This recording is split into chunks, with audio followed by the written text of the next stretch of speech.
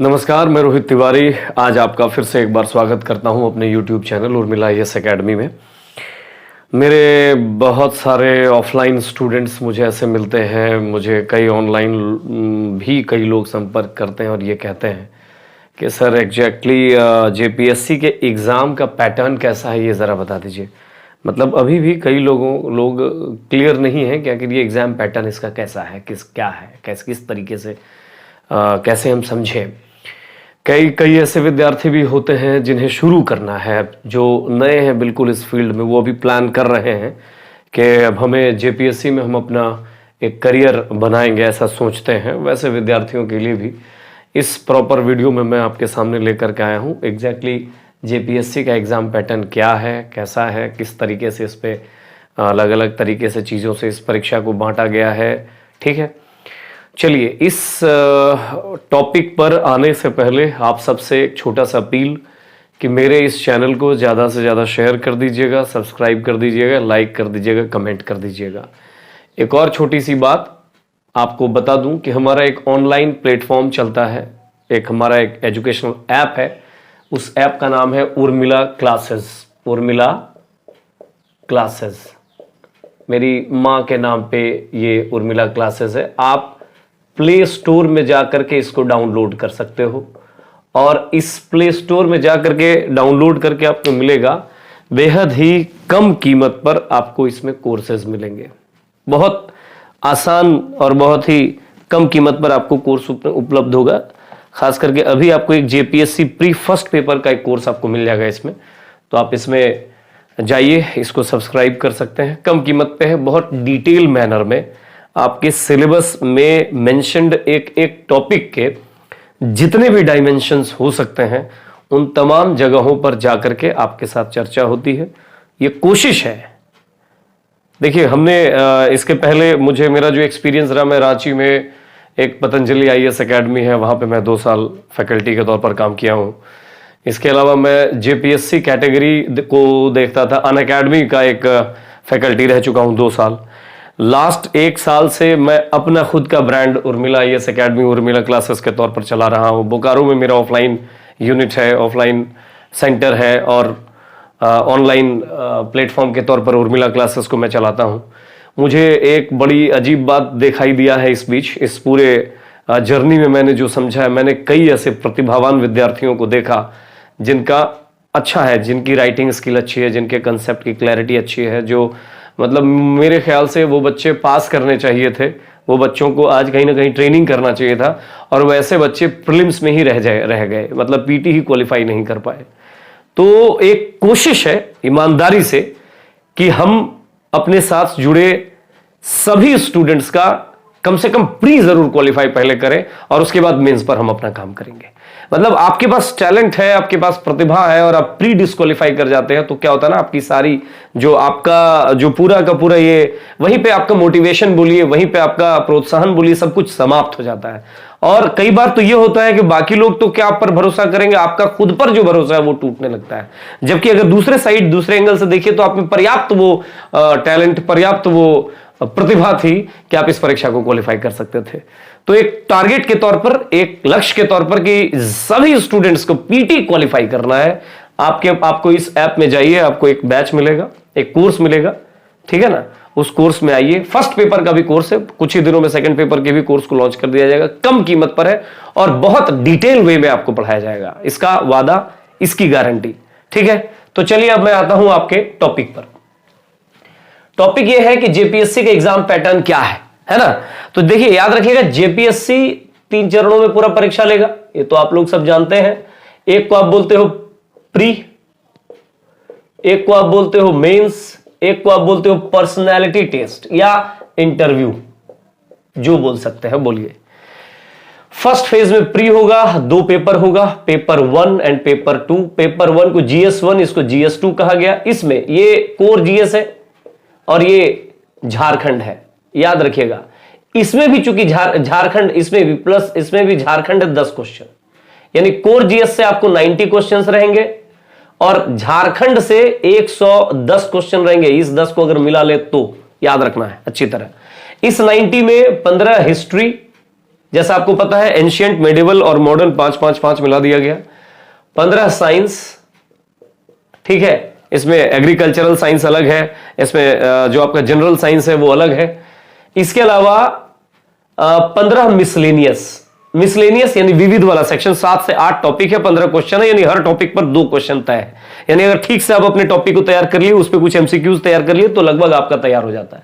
यहीं से 45 हो गया, और बाकी 45 को भी बांट दीजिए आप। 10 क्वेश्चन तो आपको आप बाकी जो चीजें हैं, जैसे आप मान के चलिए कि क्या कहते हैं उसको, कुछ आपका ट्राइबल नहीं, इसमें इसके अंतर्गत आएगा आपका जैसे ज्योग्राफी आएगा, इकोनॉमी आएगा, ठीक है, इस तरीके के विषय आएंगे, और मिला जुला करके आपका टोटल ये 90 मार्क्स का है, ठीक है।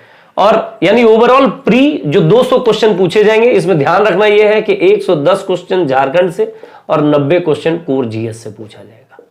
किंतु इसको आप कम मान करके नहीं चल सकते। पिछली बार जिस तरीके से कट ऑफ गया कि आप एक एक चीज, जैसे अगर यहां पे मान लीजिए इस मिसलेनियस वाले पोर्शन में अगर 8 टॉपिक मेंशन किया हुआ है, जैसे आपका बायोडाइवर्सिटी है, या इसके अलावा डिजास्टर मैनेजमेंट है, ऐसे करके है ना, अर्बनाइजेशन है, नगरीकरण है, तो आप 8 का पहले तो आप क्लास लीजिए, लेक्चर लीजिए, 8 का नोट्स लीजिए, और 8 में 30, 40, 50 क्वेश्चन एमसीक्यू भी बना डालिए। तब यहां पे आप मान के चल सकते हैं कि इस 15 में 13 क्वेश्चन, 14 क्वेश्चन आप सही करेंगे, 12 क्वेश्चन सही करेंगे। तो इस तरीके से काम होना चाहिए प्री का। ये प्री का पैटर्न है।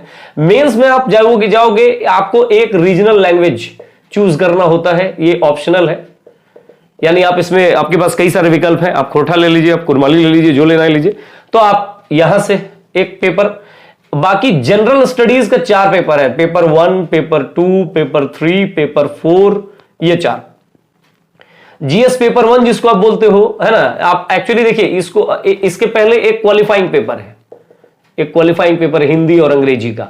तो अगर इसको फर्स्ट पेपर, इसको सेकंड पेपर, ये तो ये 3rd हो गया, ये 4 हो गया, ये 5th हो गया, ये 6th हो गया, ऐसे करके करते हैं। तो आप उसी तरीके से नंबरिंग कर लीजिए क्या क्या, अगर ये फर्स्ट, ये सेकंड, तो ये 3rd, 4th, 5th, 6th, ये इस तरीके से 6 पेपर मेंस में आपका। 3rd में हिस्ट्री ज्योग्राफी, 4th में आपका politic and public administration, 5th में आपका आ जाएगा इकोनॉमी, ओवरऑल एक ही विषय है, एंड 6th में साइंस एंड टेक्नोलॉजी भी जोड़ दीजिए, ठीक है। ये है पेपर। यहां पे एक चीज है कि जैसे इसमें भी और इसमें भी ज्योग्राफी और हिस्ट्री दोनों में 4-4 सेक्शन आपको दे रखा है आपके सिलेबस में, किंतु देखिए ये चारों से क्वेश्चंस आएंगे, यहां से भी 4 क्वेश्चन आएंगे, यहां से भी 4 क्वेश्चन आएंगे, किंतु आपका पहले ही इंस्ट्रक्ट कर दिया गया आपके सिलेबस में कि कोई 2 ही क्वेश्चन लिखना है। इसका मतलब ए बी सी डी जो 4 सेक्शन है, इसमें कोई 2 ही सेक्शन को चुन करके आपको तैयार करना है। ध्यान रखिएगा, हिस्ट्री में भी और ज्योग्राफी में। मतलब हिस्ट्री में 4 सेक्शन एबीसीडी जो दिया हुआ है, एंशिएंट, मेडिवल, मॉडर्न और झारखंड का इतिहास, इसमें से मेंस के तर्ज पर आपको चारों तैयार नहीं करना है, आपको कोई 2 चुन लेना। हो सकता है आप मॉडर्न और झारखंड का इतिहास को लेकर चले। ज्यादातर स्टूडेंट को मैं ये सुझाव देता हूं कि चूंकि झारखंड का हिस्ट्री में 7 ही टॉपिक मेंशन किया हुआ है, एक छोटा पोर्शन है, आप बेहतर तरीके से कर सकते हैं, एक उसको रख लीजिए, और बाकी तीनों में से जहां पे आपका कंफर्ट जोन, आपको जो लगता है, आप एंशिएंट में अगर अच्छा है तो उसको रख लीजिए। अगर तीनों में से किसी में अच्छा नहीं है तो मैं यही सुझाव देता हूं कि आप मॉडर्न इंडिया को लेकर के आगे बढ़िए, ठीक है। तो कुल मिलाकर वैसे ही ज्योग्राफी में भी 4 सेक्शन है, 2 ही सेक्शन को मेंस में तैयार करना है। लेकिन एक बात ध्यान रखिएगा कि हर पेपर में 20-20 क्वेश्चन एमसीक्यू है, और ये जो 20 क्वेश्चन एमसीक्यू है, इसमें ओवरऑल सिलेबस को कवर किया जाएगा, यहां पे आप छाट नहीं सकते, करेक्ट। तो इसलिए यहां जो पीटी की तैयारी करोगे ना, वो यहां काम आएगा आपका।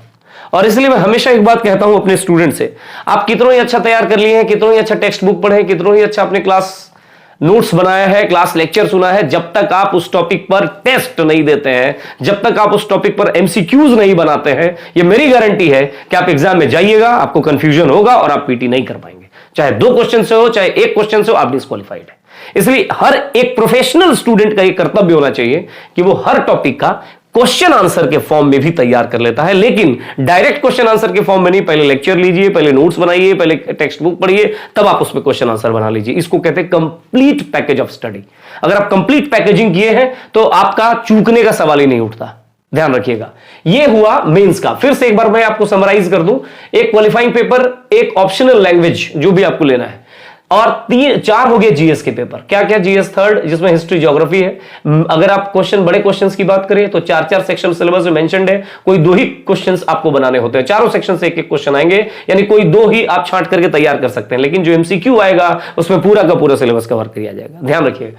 Paper 4 public polity in public administration, यहां ये वाला कंडीशन उपलब्ध नहीं है कि आपको 4 में से कोई 2 चुनना है, इसमें 2 ही सेक्शन है, टॉपिक मेंशन कर दिया गया है, सारे टॉपिक को पढ़ के जाना होगा। पेपर 5 इकोनॉमी, पेपर 5 इकोनॉमी, पूरा एक पेपर इकोनॉमी में, इसके में 4 अलग अलग सेक्शन डाल दिया गया है, ठीक है, उसको देख लेना है। पेपर 6 साइंस एंड टेक्नोलॉजी 20, और इसके अलावा हर पेपर में पहला जो क्वेश्चन रहेगा वो 20 एमसीक्यूज में रहेगा, 20 मल्टीपल चॉइस क्वेश्चंस रहेंगे, 20 ऑब्जेक्टिव क्वेश्चंस रहेंगे।